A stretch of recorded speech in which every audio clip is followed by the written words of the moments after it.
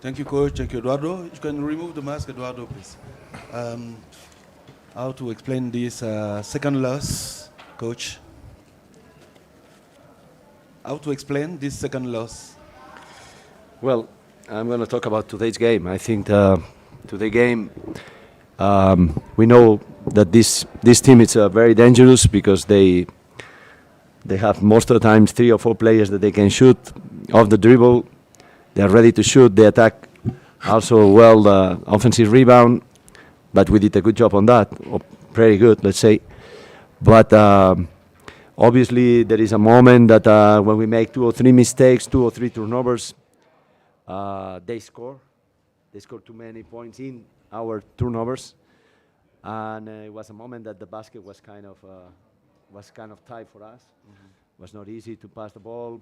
We were driving too much. The ball was not moving well, and they were switching. We were not aggressive on that.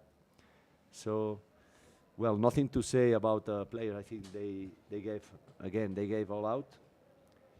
We fought hard, and we know we have to win again Saturday. Yeah. Eduardo, for the first time, I saw Angola shooting less than 50% free throw. What happened? Dice que primera vez él ha visto que nos hemos lanzado menos de 50% en lances libres. Bem, é porque atacamos menos, sofremos menos falta. It's because we attack less and we suffer less fouls. E quando não se faz falta ao lançar, não há lance livre. And when they don't foul you, when they don't call fouls, you don't shoot free throws. Question, please.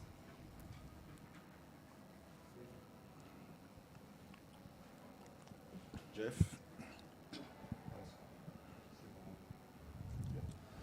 Coach Claros, I guess I can't say congratulations, but I can say that your team has really excelled in areas of the game that all coaches want their teams to excel in. Playing defense, rebounding, which the rebound is the statistic of desire, and you dominated that tonight with the exception in the fourth quarter. So do you still feel like if you can get that next win, your team can put together a good run at this AfroBasket, and this could end up being a really good tournament? Well, yes, I know that it's always, if you remember AfroBasket 2013, Egypt lost everything, and then they qualified at the last moment in a strange game. Then they won quarterfinals, semifinals, and they reached the final. So nothing is impossible. But it's clear, too, that we are not thinking about that now. We are thinking about how we can get better. We know our limitations. We know our talent. But we know that we depend a lot of the quality of our work, you know. When we make 2 mistakes in some areas, we have some areas where we have to make different kind of helps that people normally do when it's a mistake. It's a 3-point shot. And with a team like that, it was a moment that we make 2-3, they make 2 threes plus. We got 2 turnovers, 1 offensive foul, that this cannot happen. And I also think that at the end, there are 2 fouls over there and 2 fouls here that they change the game totally. This is the reality. I think that all teams, when they play against Rwanda, they will struggle. And just while I have it, Eduardo, you've had a legendary career of 2 decades, 20 years almost with Angola, and you've had great times with Angola. Do you see African basketball, with the struggles that Angola has now with other teams, really rising up? Is African basketball much tougher now than when you started? Tú tens 2 décadas de jugar, eres una leyenda. Tú estás a ver que, ve a decir cómo ha progresado el continente africano en los últimos tiempos, cómo agora Angola está a sofrer, não é? Bem, o mais importante aqui é que os outros países organizaram-se, têm talentos. The other teams get organized and they got talent. Estão a trabalhar melhor. They are working better. Na sua maioria jogam na Europa, nas Most of the players universidades. play in Europe or in States, E o nível de todas as equipas é alto. and the level is high. Nós temos matéria-prima, mas temos que trabalhar muito para We have voltar aos bons young momentos. talents, but we have to work a lot. E acredito back to que the com best trabalho nós vamos chegar lá, vamos voltar às glórias. And I believe that with hard work, we're going to come back to our best times. Coach, your next game will be against DRC. How are you going to face this opposition? Yes, I think that we know that Congo is a tough team. They also show it on the AfroCan. They're aggressive, they're athletic, they are physical. But I think we are also too, you know. We just, obviously, we're trying to do a lot of things that when we have a good moment, as the question say, we're showing very good. But everything comes from hard work, in our case. You don't see 2 or 3 players that they, like a lot of teams that they play run and gun, and 2 or 3 players that they decide the game by themselves, or they can just do it. Even Rwanda players, you know, some of them. I think that we are not having that kind of that players now, but I'm very happy for the players that we have here, because these guys, I think every position they show commitment. They have been 3 months without the families, working hard, representing the country, living in a scenario that is kind of unfair, because as they are mentioning here, everybody's talking about the past, you know. You also questioned me free throws about the past, and you never saw this. Yeah. And when you are talking, when everybody's talking about the past, you're talking about the pride. You're talking about, more the pride, you're talking about the ego, how I was so good. We won 10 years in a row, nobody can beat us, blah, blah, blah. We're talking from that point of view. Yeah. And because of that, we're going to win tomorrow. Easy, because we are Angola, you know? Because we are Angola. But the reality is that we have players here that they have no experience except these 3, that they're doing hard work. I think they are not just coming here to play, they're giving all out. They fight. Yeah. They fight hard. And this is the reality all the time. Watching what we have at this moment and not thinking, like you question me, the 2 losses. No. Today lost, this is what we have today, how we're going to improve for tomorrow. And if we are talking just about how we're going to be on the future, maybe we are losing the focus on what we have to do now, you know. We have what we have, and what we have is what we're going to do. We're going to fight with that, you know. Pepe, boa noite. Boa noite. No final de 3 meses de preparação, eu recordo que naquela altura da apresentação o treinador disse que a seleção iria estar preparada e não iria acontecer o que aconteceu na fase de preparação, em que perdemos com um tal de Quénia. O que é que se passa para a seleção neste momento perder com 2 seleções com quem nós nunca perdemos, Cabo Verde e Ruanda? Yeah, he's telling me that they never lost against Rwanda and Cabo Verde. Yes, yes, but you know, Rwanda, do you know how many players play on the last AfroBasket that they are here, that they were not? How many players they are... Perdão, desculpa. Falo primeiro em português? Sim.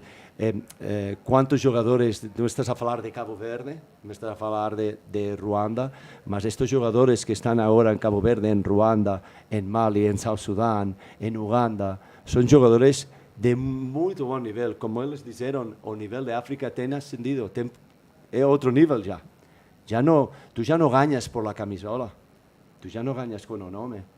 E nós, a realidade é que nós temos jogadores que estão a trabalhar muito, a deixar tudo, mas não posso dizer que eles não podem fazer mais. Eu penso que nós podemos fazer mais, mas eles estão a tratar tudo. O que ha passado? Estamos prontos? Eu penso que estamos prontos, mas está claro que estamos a fazer alguns erros que temos que corrigir com certeza. Temos que corrigir. Mas, just let me translate in English because of that. He's telling me they never lost against Cabo Verde and against Rwanda, and it's true, but imagine a player like Tavares yesterday, best player in Europe defensively. If he's free, everybody will sign him. That's clear. He's coming to play for his country. You know how many players they didn't show up on our team. You know, important ones. And he was not He was not putting clauses. I want to go there only if I can go 3 days. No, he has been suffering the preparation of his team. Same with Senegal.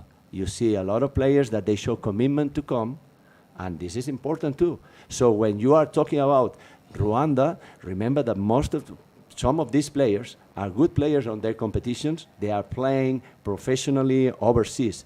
How many players, cuántos jugadores, how many players we have in Europe? ¿Cuántos jugadores tenemos de Europa, por ejemplo? Nesta seleção, nenhum. No, de todo o país, from all country. Muito pouco. We are like 5 players only, but all in Portugal. Sim, and mas one. se me permite, You know, I'm talking about Nigeria, 250 in college. How many in NBA?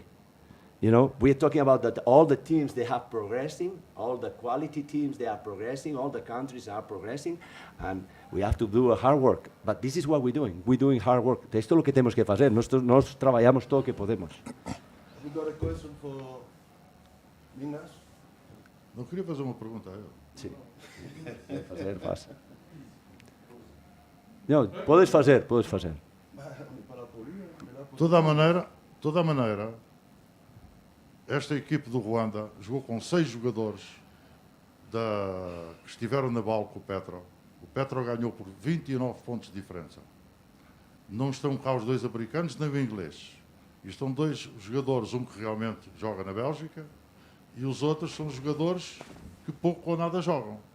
Como é que nós conseguimos estar nesta condição e ainda por cima, com as nossas maiores referências, maiores entre aspas, nossa maior referência é o Mingas, Moraes e Luqueni fazem o jogo que fizeram, um marca 3 pontos e outro 4. Well, every player tried to do his best. Nobody miss in purpose. Nadie falha a propósito. Todos estão a tentar fazer. Às vezes a bola entra, às vezes não entra. Mas tu estás a falar de Moraes quando é o melhor jogador de África, faz 10 anos. See? 10 years ago. You're talking about some players that they were the best of the best 10 years ago. Now they're doing all the best. Nothing to say about that. Last question, please. Coach Pep, Yep.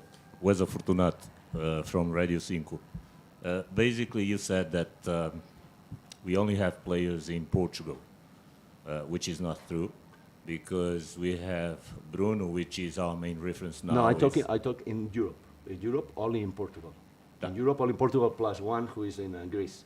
Yes, which is Yannick, Yannick. which is one of the best players that we have as a center. However, as per what you said, do we really need to make some sort of investment, sending players to the best competitions around the world? Do you think that by doing that, our roster will get better? Well, as you mentioned, there are some in the States. There are 6 players in the States. One is in NBA. 6. In AfroBasket, in Kaunas, 3 of them were there. 3 of them. The other 2 didn't join. We invite them. You know what I mean? We invite them. So what we're talking about, same, Yannick, one of the best players. We have to cut him, you know. We have to cut him. So we have what we have, and what we have enough to try to win Congo. This is what we have. And he says something too. He say we need to do a hard work. I think Angola, he did a lot of hard work, but it's probably true that we need to get organized. You know, we have like 1,000 licenses in the whole country. We have 6 teams, 8 teams in first division. There are regions that nobody's playing, you know. 80 coaches, how many refs? You know, we are talking about, this is the reality, but the past is so good. Angola was so good that nobody see that, you know. Nobody see that. But to invite them to sign contract, maybe some of these players now, they see them and they will sign them. But there are no games on TV for Angolan players. There are no stats for Angolan players. So nobody, no agents not signing them. Just the ones that they go to college. After that, they have an offer in Europe. Some of them. they never had opportunity, you know. My last question is that do you think that we'll be able to win Please, against? we have to stop because there's another team coming. So, thank you, coach, Yeah. to sharing your heart, to make us see the other face of the medal, and we wish you all the best for the future. We'll see what we deserve. Thank you.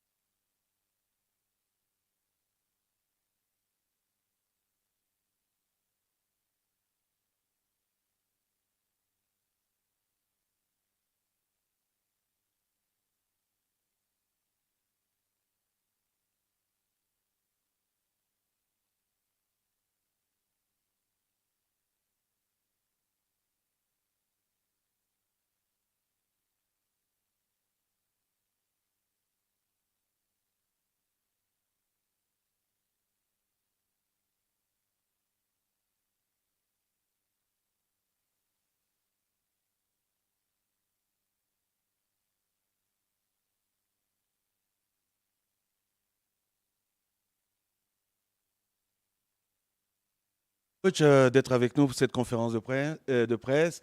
Thank you, Kenny, to be with us. Very, very historical moment we are living. You have beaten the 11-time African champ. So now, sky is the limit. Absolutely. And the mic, please. I mean, I know we got more work to do. So, I mean, as Coach says, we take it game by game. And today, this was our task. So, we get ready for Saturday. Coach, quel a été pour vous, comment vous êtes rentré dans le match? Qu'est-ce que vous avez dit à vos joueurs avant de commencer ce match? Qu'il faut être discipliné. On joue discipliné. C'est ça le message, le plan de jeu, c'était être discipliné. Mais il y a un moment donné où il y avait des difficultés parce qu'on sentait que l'équipe ne jouait pas ensemble, aussi bien en défense qu'en attaque. Donc il fallait jouer à 7 ou à 8. Quoi. Mais malheureusement, on avait notre pivot qui était un peu malade, qui avait des maux de tête. Donc ça a créé beaucoup de difficultés. Et c'est pourquoi les gens, même à la première mi-temps, ils ont pris 19 rebonds offensifs. Donc ça nous a beaucoup fatigués. Mais après, on a réajusté. My question goes to both of you. Before the tournament, we were counting, the favorites, Egypt, Senegal, whatever. No one was mentioning Rwanda. So after this big win, can we count now Rwanda in the favorite to win this tournament?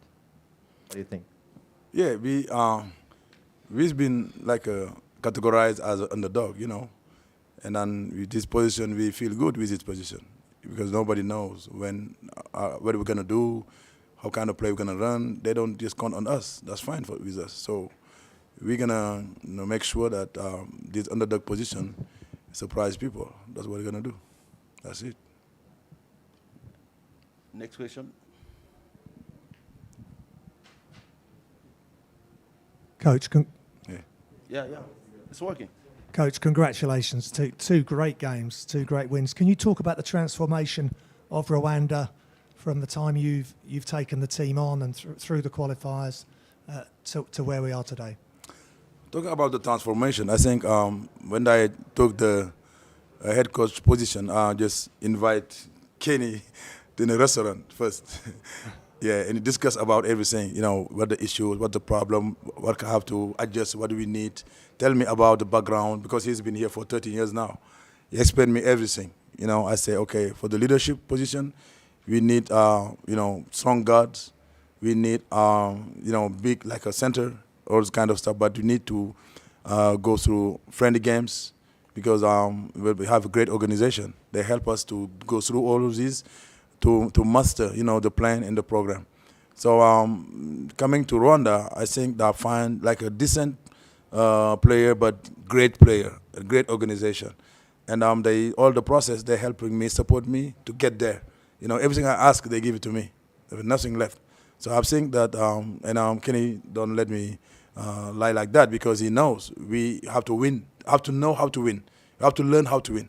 That's what we talk about. We have to learn how to win. Okay, and we're learning how to win. Until today, we learn how to win, and then we adjust a lot. But we got some IQ players that know how to find the great shooters, and they did it in the last quarter. Yeah, but the program is still growing, and I'm pretty sure that we can do something and surprise people. Yeah. Kenny, along those same lines, we've watched you play for this country, in the various qualifiers, the World Cup qualifiers, the African qualifiers. This Rwanda team bears no likeness at all to those. And we saw you have great games, but usually come up short and walk off the court. Did you ever think this moment would come where you would have some success with Rwanda? Yeah, of course. We're putting the work in, and the results will eventually pay off. We got a resilient group of guys. They keep fighting. We go down 10, go down 11, keep coming back. I think part of it is a lot of young guys, so they don't really know any better but to just keep going hard. So hats off to them. They just keep fighting, and I'm glad to be a part of it. And just along those lines, was there some value in those African qualifiers for players like Shobazwa, for players like Ndizai, and some of the others? Because even they seem better now. Sure. Yeah, we took our losses in the qualifiers, and we got beat up.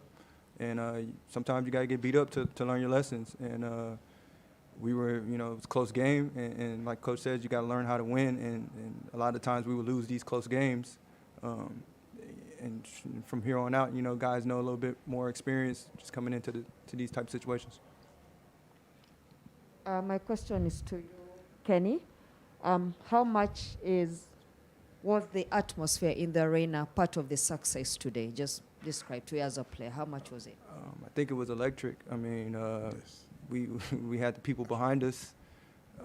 Even like when we were at Lowe's, I mean, they were still with us. And I mean, you know, imagine playing in front of 100 people or 5,000 people. So I think they played a big part in our success tonight. And I want to say thank you. My question goes to the coach.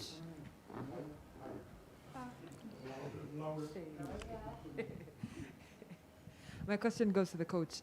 That friendly game against Egypt, the first one, you know, the loss, and then coming back to the second one 2 days later, winning it and allowing yourselves to learn how to win in the last seconds. How important was that in today's game? Yeah, we can even go back to the friendly game in Senegal because we got punched, we just wake up. You know, and when they come here in Kigali, we play against, you know, a very tough team of Egypt. We're strong. They run fast break. They run press break. Full court press. 40 minutes. 40 minutes. You know, and we learn a lot. And then we beat them. We beat them. So that we show some potential, some competencies and skills in these teams. You know, but the organization was lacking a little bit. You know, when you face like a down 3, down 5, down 4, we have to adjust a lot on that one, you know. But those friendly games help us because the first request that Kenny asked me, Coach, we gotta go to the friendly games. Otherwise, we're gonna do nothing because they just practice for 15 days and then go play. It's not gonna work. You know, they have to, you know, adjust during those friendly games so you can be better and learn to win. Yeah, but the friendly games help us a lot. Thanks, Asha. Bonsoir, coach. Bonsoir. Il y a votre sérénité qui a été très remarquable aujourd'hui et votre relation avec vos joueurs. Est-ce que vous pouvez nous expliquer cela? Bon, mes joueurs, il y a beaucoup, c'est comme mes enfants. Hein. Je les conseille comme ça. Donc, il y a une petite part d'éducation sur le processus de comment être un grand joueur. Donc, je leur dis souvent d'apprendre sur les expérimenter et heureusement, ils écoutent. Donc moi, je leur parle tout le temps. Je cesse de leur parler et je les considère également comme des joueurs en devenir. Parce qu'il y a beaucoup de joueurs qui ont 18 ans, 19 ans, 20 ans, 21 ans, 22 ans. Il n'y a que les expérimentés comme Kenny et qui d'autres. C'est le plus expérimenté. Tout le reste, c'est entre 27 et 19 ans. Donc moi, je les considère comme mes enfants. Vous voyez, parce que mon fils, il a 27 ans. Donc c'est comme mes enfants. Donc, je leur parle, je les conseille. Quand je dois taper dessus, je tape dessus. Mais pendant le match, je les pousse, je les motive, okay, je les encourage, quoi. Mais pendant les entraînements, c'est autre chose. Mais pendant la compétition, je suis là pour les soutenir. Donc c'est un rôle de coach-père, mais je suis là aussi pour gagner. Merci. Alors moi j'ai appris une chose au Rwanda, quand on gagne, il n'y a pas beaucoup de questions. Donc on va s'arrêter là. I learned something today. When Rwanda win, there's not a lot of questions. So we're going to stop today. We're going to congratulate you and wish you all the best. Thank you so much. Okay. Yeah. Thank you. Thank you so much.